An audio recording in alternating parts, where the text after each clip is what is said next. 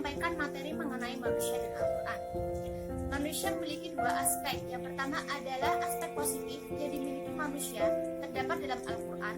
Yang pertama, sebagai khalifah di bumi.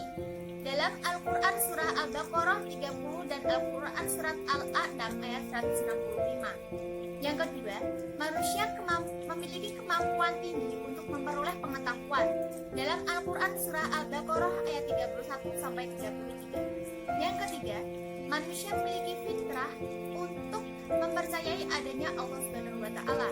Terdapat dalam Al-A'raf ayat 172 dan Al-Rum ayat 130. Yang keempat, manusia terdiri atas jasmani dan rohani. Terdapat dalam As-Sajdah ayat 1 sampai ayat 9. Yang kelima, manusia makhluk pilihan yang diciptakan dengan perhitungan. Terdapat dalam Al-Insan ayat 2 sampai 3. Kemudian memiliki hasrat yang tidak terhingga kecuali dengan mengingat Allah. Dalam Al-Rum ayat 28. Manusia diciptakan untuk beribadah dan taat kepada Allah. Dalam Az-Zariyat ayat 56. Selanjutnya, manusia mengingat dirinya dengan beribadah kepada Allah. Dalam Al-Hasyr ayat 18. Dan yang terakhir adalah segala sesuatu yang dilakukan manusia tujuannya untuk mencari ridho Allah. Terdapat dalam Al-Fajr ayat 28. Selanjutnya, aspek negatif manusia. Di dalam Al-Quran terdapat ancaman dan juga celaan bagi manusia. Di antaranya terdapat dalam Al-Quran surah Al-Ahzab ayat 72 bahwa manusia itu kikir, zalim dan juga bodoh. Yang kedua, dalam Al-Quran surah Al-Hajj ayat 66 bahwa manusia itu mengingkari nikmat yang diberikan oleh Allah. Yang ketiga, dalam Al-Quran surah Al-Alaq ayat 6 sampai 7 di mana manusia menganggap dirinya serba berkecukupan. Kemudian yang keempat, dalam Al-Isra ayat 11 bahwa manusia itu memiliki sifat tergesa-gesa. Kemudian yang kelima, dalam Al-Quran surah Al-Kahfi ayat 54 bahwa manusia itu paling banyak membentak. Selanjutnya, yang ketiga, manusia itu pada dasarnya baik atau buruk. Dalam Al-Quran, manusia yang baik itu memiliki ciri segenap kebajikan kemanusiaan dan memiliki iman yang lebih. Sedangkan manusia yang buruk itu memiliki ciri cacat yang tidak baik dan juga rusak seperti serakah, kikir, dan juga bakhil. Yang keempat, peran efektif manusia dalam membangun masa depan. Yang pertama, faktor yang mempengaruhinya yaitu keluasan informasi.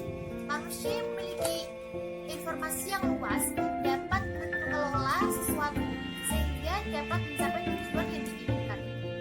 Yang kedua, kekuasaan hasrat, bahwa manusia itu memiliki hasrat atau keinginan untuk melakukan sesuatu. Yang ketiga, manusia memiliki kemampuan khusus untuk membentuk diri, bahwa manusia merupakan makhluk Allah Subhanahu wa taala yang memperoleh kuasa dari hukum alam di mana dia dapat membentuk atau menentukan kedepannya dia akan menjadi apa. Kemudian, kemampuan dan keimanan sangat berpengaruh, memiliki peran dalam membangun masa depan. Mengapa? Karena kemampuan dapat mengantarkan manusia kepada jalan menuju masa depan, sedangkan keimanan memiliki peran untuk memberi petunjuk manusia untuk menuju masa depan. Kemudian materi yang kelima itu ada manusia dan takdir. Takdir Allah itu ada qada dan qadar, di mana qada adalah keputusan Allah dalam hal kejadian atau peristiwa, dan qadar adalah estimasi tentang fenomena dan kejadian.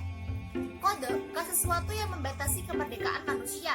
Pembatasan tersebut ada karena akibat dari keturunan, lingkungan, sejarah manusia tersebut. Sebenarnya kemerdekaan manusia sudah ditetapkan atau ditentukan oleh Allah. Tetapi karena manusia berakal, manusia berkehendak dalam kondisi alam dan sosial, maka manusia bisa menentukan nasib dan masa depannya sendiri. Kemudian yang keenam, manusia dan kewajiban.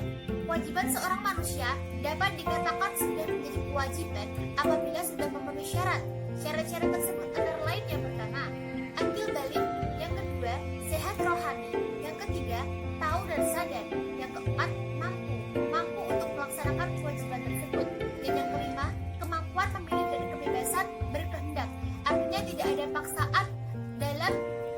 melaksanakan kewajibannya.